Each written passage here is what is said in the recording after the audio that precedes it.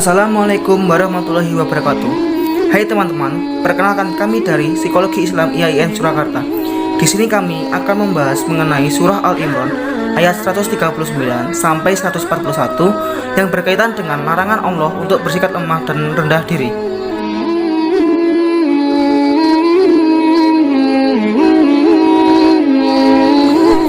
Al-Quran adalah kalam Allah yang diturunkan sebagai pedoman dan petunjuk bagi umat manusia. Surah yang terdapat dalam Al-Quran salah satunya yaitu surah Al-Imran. Di sini kami membahas surah Al-Imran ayat 139 sampai 141. Dalam ayat ini menjelaskan bahwa kita sebagai umat muslim dilarang oleh Allah untuk bersikap lemah dan rendah diri. Dalam konteks ini Allah menegaskan bahwa umat mukmin tidak diperkenankan untuk lemah dan merasa sedih, dikarenakan kita sebagai umat mukmin termasuk dalam orang yang tinggi derajatnya di mata Allah.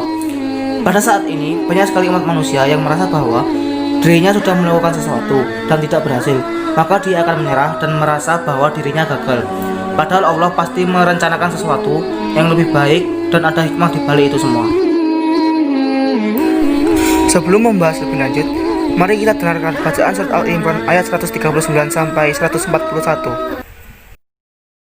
ولا تهنوا ولا تحزنوا وأنتم الأعلون إن كنتم مؤمنين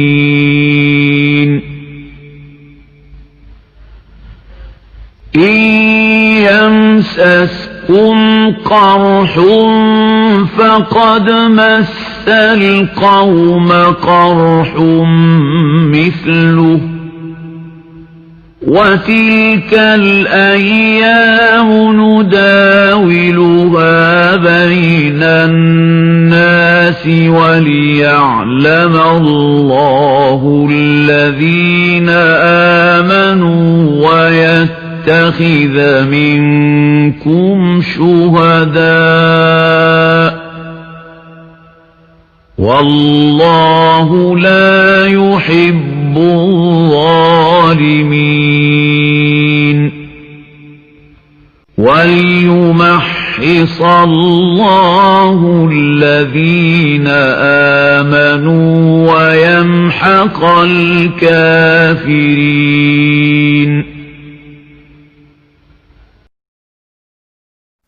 Artinya, dan janganlah kamu merasa lemah, dan jangan pula kamu bersedih hati, sebab kamu paling tinggi derajatnya jika kamu orang yang beriman. Jika kamu pada perang Uhud mendapat luka, maka sesungguhnya kaum kafir itu pun pada perang Badar mendapat luka yang serupa. Dan masa kejayaan dan kehancuran itu kami pergilirkan di antara manusia, agar mereka mendapat pelajaran, dan supaya Allah membedakan orang-orang yang beriman dengan orang-orang kafir, supaya sebagian kamu dijadikannya gugur sebagai syuhada, dan Allah tidak menyukai orang-orang yang zalim, dan agar Allah membersihkan orang-orang yang beriman dari dosa mereka dan membinasakan orang-orang kafir. Ayat dan tafsir. Ayat 139. Allah Subhanahu wa Ta'ala menyatakan berbelasungkawa dan menghibur mereka terkait luka-luka dan pembunuhan yang dialami mereka pada perang Uhud. Di samping itu juga memberi dorongan terhadap mereka untuk memarahi musuhnya, dan mereka dilarang untuk bersikap lemah dan putus asa. Firman Allah Subhanahu wa Ta'ala yang berbunyi, wala tahinu wala tahzanu, yang artinya jangan kamu bersikap lemah dan jangan pula kamu bersedih hati.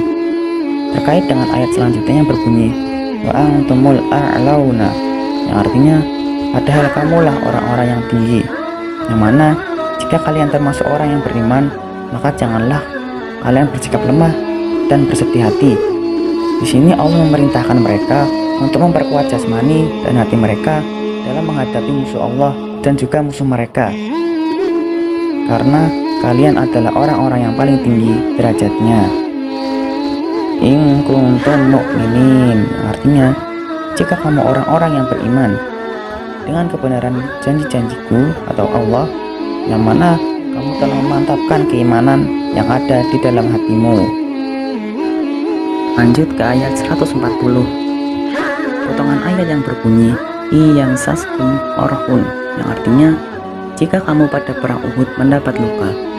Potongan ayat ini memiliki makna yang berkaitan dengan potongan selanjutnya yang berbunyi faqad massal qauma orhum mithlu, yang artinya maka sesungguhnya kaum kafir itu pun pada perang Badar mendapat luka yang serupa. Ini bermakna apabila mereka mengalami luka bahkan gugur pada peperangan ini, maka hal yang sama terjadi juga kepada kaum kafir. Ini menjelaskan juga bahwa walaupun perang ini tidak berhasil mencapai hasil yang diharapkan, musuh pun juga tidak mendapati untuk membunuh Rasul dan juga gagal untuk menghancurkan Madinah. Jadi hal ini termasuk hal yang serupa. Dengan ayat selanjutnya yang berbunyi fatilkal ayyamu nudawiluha bainan nas, artinya dan masa kejayaan dan kehancuran itu kami pergilirkan di antara manusia. Pada potongan ayat ini ada yang mengatakan bahwa orang beriman terkadang menang dalam perang supaya agama Islam menjadi berkembang dan diakui. Tetapi juga bisa saja kaum mukmin belum bisa meraih kemenangan dikarenakan sedang diuji oleh Allah Subhanahu wa taala, dikarenakan bagian kaum mukmin melakukan ketidaktaatan. Jadi inti dari pendapat ini yakni jika orang beriman ini tidak melanggar atau mentaatinya, maka perang ini akan dimenangkan oleh kaum mukminin. Ayat selanjutnya yang berbunyi waliya'lamallahu alladziina aamanu, artinya dan supaya Allah membedakan orang-orang yang beriman. Maksudnya ini memiliki tujuan agar bisa terlihat jelas perbedaan orang yang beriman dan yang munafik. Maksudnya supaya Allah mengetahui orang-orang yang beriman yang memiliki kesabaran dan mereka pun pantas diberi balasan atau imbalan. Dan potongan ayat selanjutnya yang berbunyi wayattakhidhu minkum syuhada, yang artinya supaya sebagian kamu dijadikannya gugur sebagai syuhada, yakni dimuliakanlah mereka dengan mati syahid. Penggalan selanjutnya dari firman Allah Subhanahu wa taala yang berbunyi wallahu la yuhibbul zalimin, dan Allah tidak menyukai orang-orang yang zalim. Maksud ataupun maknanya yaitu sekalipun orang-orang kafir dapat mengalahkan orang-orang beriman, Allah tidak akan menyukai mereka, dan sekalipun Allah memberikan kebaikan kepada orang-orang yang beriman, Allah akan tetap mencintai orang-orang yang beriman. Lanjut pada ayat 141. Pada potongan ayat yang berbunyi waliyumahhisallahu alladziina aamanu, yang artinya dan agar Allah membersihkan orang-orang yang beriman dari dosa mereka. Ini bermaksud agar orang-orang yang berjuang dengan mengharapkan ghanimah atau harta rampasan saja, mereka insyaf dan berusaha menjadi lebih baik lagi, maka mereka termasuk orang yang berhasil melewati ujian yang Allah berikan dan akan mendapatkan pahala karena berhasil taubat. Pada potongan ayat ini menjelaskan Allah memberikan ujian bagi orang-orang beriman hingga Allah dapat memberikan pahala dan membebaskan orang-orang yang beriman dari dosa-dosa mereka. Potongan selanjutnya yang berbunyi wayamhaqal kafirin, yang artinya dan membinasakan orang-orang kafir. Potongan ayat ini yakni Allah akan membinasakan orang-orang kafir. Maksudnya orang-orang kafir pada saat itu merasa mengalami penurunan dikarenakan perang Uhud tidak seimbang dengan perang sebelumnya, yaitu perang Badar. Maka dari itu mereka merasakan adanya ketidakpuasan. Analisis psikologi. Kita seringkali salah mengartikan apa itu perbedaan rendah diri dan rendah hati. Rendah hati merupakan kebijakan yang dianggap sebagai dasar dari kehidupan moral secara keseluruhan. Sedangkan rendah diri atau biasa disebut dengan inferiority, yaitu mengakui kelemahan diri yang berarti adanya kesadaran akan tidak sempurnanya diri dalam kehidupan. Menurut Alfred Adler, inferior merupakan rasa lemah atas dirinya sendiri dan kurang terampil dalam menghadapi permasalahan yang harus diselesaikan. Terdapat dua macam inferior. Yang pertama, inferior fisik, yakni perasaan karena kurang sempurnanya bagian fisik tertentu. Kemudian yang selanjutnya, inferior psikis, berarti seperti inferior pada umumnya. Islam sendiri menganjurkan yang namanya rendah diri, tetapi rendah dirinya berbeda, yaitu merasa rendah diri di hadapan Allah, yang mana kita sebagai umat muslim harus senantiasa mempunyai mindset atau pola pikir bahwa kita tidak ada apa-apanya di hadapan Allah. Sedangkan yang seharusnya dilakukan kepada sesama manusia adalah rendah hati, karena rendah diri kepada sesama manusia tidak menguntungkan individu tersebut, malah merugikannya. Tetapi jika kita rendah diri kepada Allah Subhanahu wa Ta'ala, kita akan diberi kemudahan dalam segala urusannya. Menurut kami, bahayanya inferior bagi individu yaitu minder yang berlebihan. Arti dari minder sendiri yaitu perasaan yang selalu menganggap dirinya tidak mampu melakukan apapun atau merasa bahwa dirinya rendah dan tidak percaya dengan kemampuan sendiri. Seperti contohnya, seorang anak yang lemah dalam bidang tertentu dan menyebabkan anak itu menjadi minder. Jika anak tersebut mengalami minder yang berlebihan, maka sudah dipastikan jika anak tersebut sulit bergaul dan dia bisa mengalami penyakit yang jauh lebih berbahaya seperti stres dan bahkan depresi. Ada dua gejala terjadinya rendah diri menurut kami, yaitu 1. Seseorang mengalami putus asa ketika mengalami kegagalan. Ketika seseorang berusaha untuk mencapai tujuan atau cita-citanya dan dia sudah berusaha sungguh-sungguh, tetapi usaha dan perjuangannya tidak mengalami hasil yang diinginkan, maka dari itu dia akan merasa bahwa dirinya tidak lagi mempunyai kemampuan atau kapasitas untuk meraihnya. 2. Seseorang tidak melakukan rendah diri kepada Allah Subhanahu wa Ta'ala, yang menyebabkan seseorang tersebut menjadi bahwa dirinya lemah di hadapan orang lain, padahal masih ada Allah yang menjadi Tuhan bagi umat manusia. Ciri-ciri rendah diri. Yang pertama, senang menyendiri. Orang yang mendapati rendah diri akan cenderung merasa nyaman jika tidak bergaul dengan orang-orang yang ada di sekitarnya. Kedua, memiliki keraguan dalam bertindak. Ini biasanya sering terjadi di kalangan pelajar, dikarenakan mereka merasa bahwa kecerdasannya tidak sebanding dengan teman-teman yang lainnya. 3. Tidak suka berkompetisi. Hal ini terjadi dikarenakan jika ia melakukan persaingan, ia sudah merasa bahwa ia akan kalah, maka dari itu ia tidak suka berkompetisi. 4. Sering merasa malu. 5. Memiliki rasa takut yang berlebih. Solusi dari seseorang yang merasa rendah diri.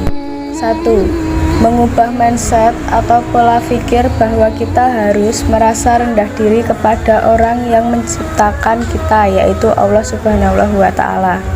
Karena kita tidak mempunyai apa-apa dibandingkan Allah, maka dari itu kita mulai sekarang merasa rendah diri dengan Allah dengan cara berikhtiar atau berserah diri kepada Allah.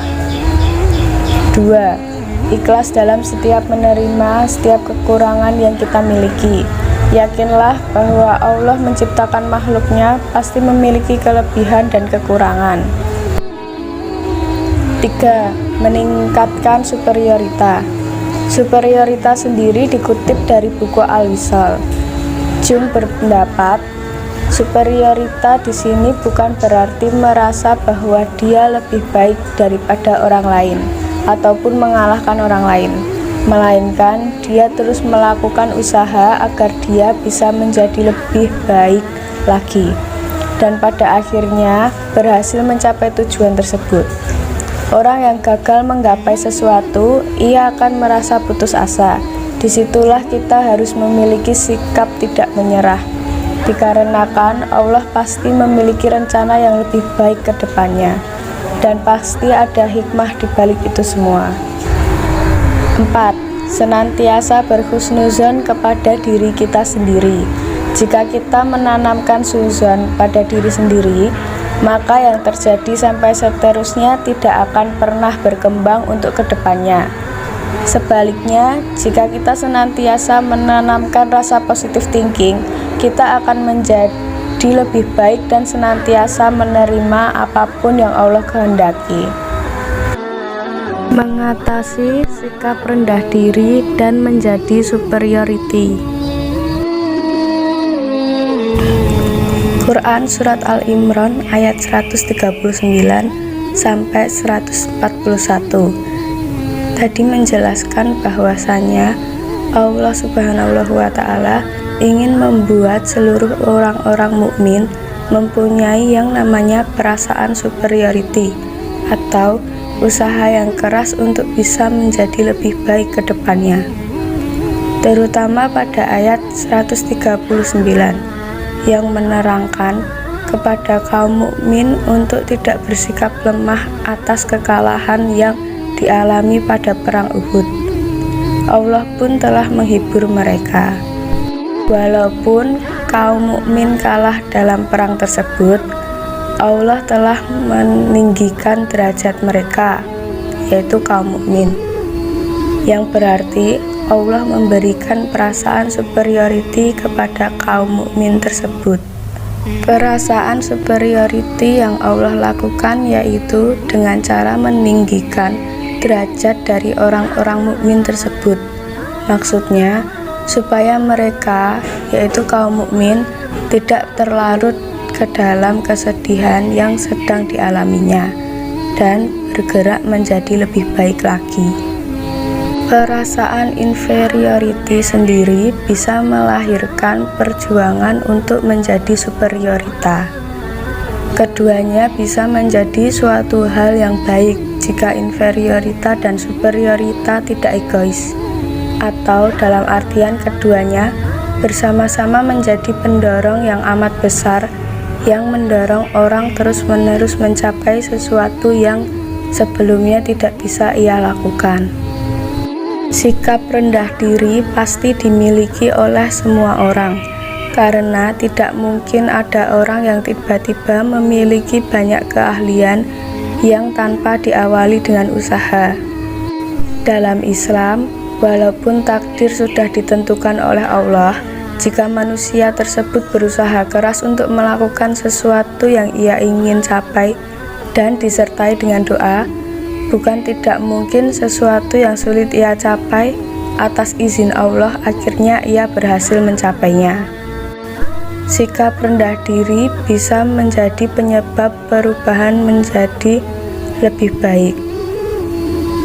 Misalnya, ada orang yang ingin belajar tafsir yang ada dalam Al-Quran.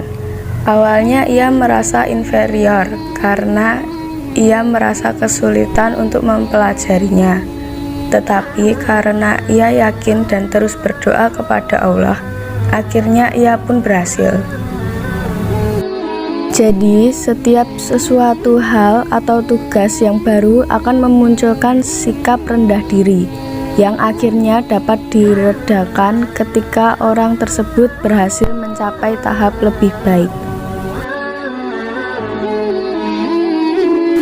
Kesimpulan, berdasarkan dari tafsir surat Al-Imran ayat 139 sampai 141, dapat disimpulkan bahwa ayat ini memiliki kaitan dengan psikologi, yaitu tentang larangan bersikap lemah yang biasa disebut inferiority atau rasa rendah diri.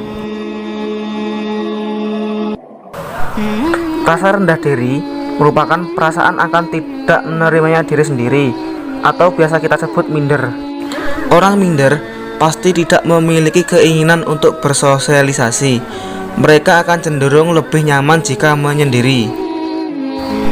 Dan jika orang tersebut mengalami rendah diri, maka akan timbul berbagai macam ciri, seperti orang yang pemalu. Karena orang yang pemalu, dia merasa bahwa yang dia lakukan akan menimbulkan sesuatu yang memalukan. Jika hal tersebut terjadi, solusinya yaitu mengubah mindset atau pola pikirnya. Dia jangan terus memikirkan sesuatu yang memalukan bakal menimpa dirinya.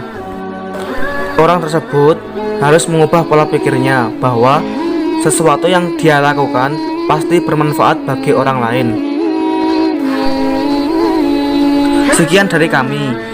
Bila masih ada kekurangan atau kesalahan, kami mohon maaf. Wassalamualaikum warahmatullahi wabarakatuh.